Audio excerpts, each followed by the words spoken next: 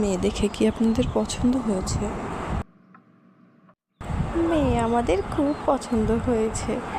না কি বলিস বাবা, তোর কি পছন্দ হয়নি?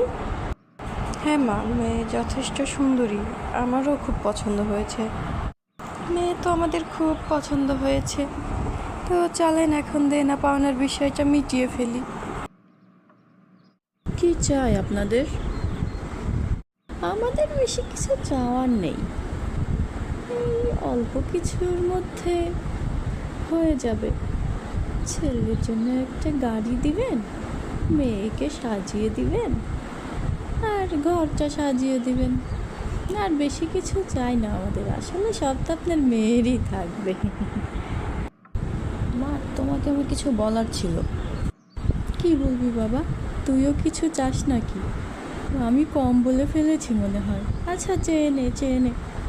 আমি বলতে যাচ্ছিলাম মা, আমি যৌতুক নিয়ে বিয়ে করব না। আমি আবার যৌতুক কখন চাইলাম?